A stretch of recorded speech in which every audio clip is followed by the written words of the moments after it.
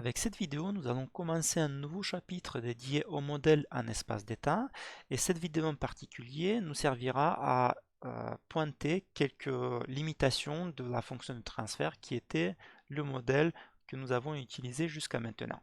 Donc je vais m'appuyer sur des exemples mécaniques constitués de masse, ressort et frottement et amortisseur pour illustrer mes propos.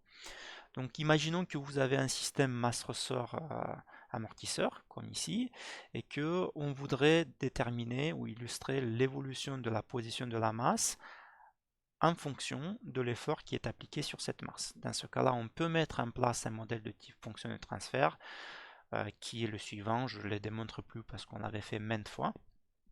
Donc c'est une fonction de second ordre, une fonction de transfert de deuxième ordre qui est très facilement à obtenir et à analyser avec les outils que nous avons vus jusqu'à maintenant. Maintenant, si le système se complexifie un petit peu, et si par exemple on rajoute encore deux masses avec le ressort et frottement, comme par exemple ici, et toujours on souhaite déterminer la position par exemple de cette masse, que je n'ai noté par x1, en fonction de l'effort F1 appliqué sur cette masse. Dans ce cas-là, en fait, on devra faire le principe fondamental de la dynamique sur les trois masses. Donc vous allez avoir 6 équations et donc plusieurs variables. Et il va falloir éliminer toutes ces variables pour n'en tirer qu'une fonction en termes de la variable de sortie, x1, et la variable de l'entrée, f1. Donc imaginez l'huile de coude qu'il va falloir dépenser pour pouvoir arriver des trois PFD appliqués sur chaque masse à une seule équation. Mais ceci se complique encore plus si par exemple vous avez de plus vous avez envie, par exemple, de déterminer, de regarder l'évolution de la position d'une autre masse. Imaginons que c'est une autre variable qui vous intéresse. Voire, vous avez un autre effort, par exemple, sur la troisième masse, donc F3. Dans ce cas-là, la question qu'on peut se poser, mais dans ce cas-là, vu que nous avons plusieurs sorties et plusieurs entrées, donc 2 et 2 dans notre cas, à quoi va ressembler la fonction de transfert dans ce cas? Et en fait, là, on peut généraliser et on peut dire que dans le cas général, on peut avoir, voire même plusieurs sorties, plus que deux, et plusieurs entrées, donc aussi plus que deux. À quoi va ressembler notre fonction de transfert?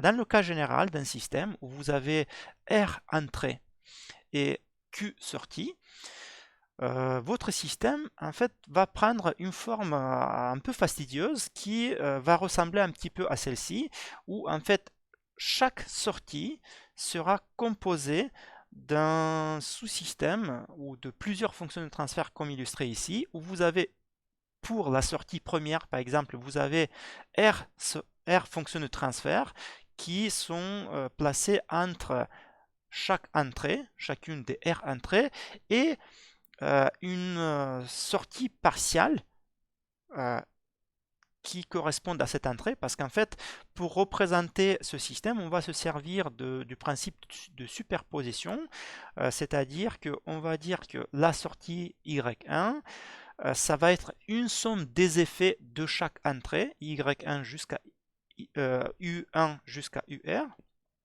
qui seront additionnées toutes. Donc dans ce cas-là, pour représenter la première sortie, vous allez avoir besoin de R fonction de transfert. Pour représenter la deuxième sortie, il va falloir aussi R fonction de transfert, et ainsi de suite, jusqu'à représenter la dernière sortie qui aura besoin aussi de R fonction de transfert. Donc, petite parenthèse, il n'est pas forcément obligatoire que chaque sortie dépende de toutes les R entrées. Vous pouvez peut-être avoir besoin de moins d'entrées, mais dans le cas général, on dit que vous avez besoin de R fonction de transfert pour représenter chaque sortie. Donc dans ce cas-là, si vous faites le bilan, vous allez avoir, pour représenter un tel système, dans le cas général, vous allez avoir besoin de Q multiplié par R fonction de transfert, où Q, encore une fois, c'est le nombre de sorties, et R, c'est le nombre d'entrées.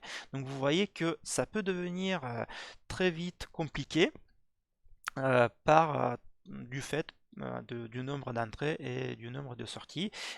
Ça, c'est d'une part. Et puis de l'autre part, c'est que obtenir ces fonctions de transfert peut devenir un peu fastidieux parce que vous devez éliminer toutes les variables intermédiaires.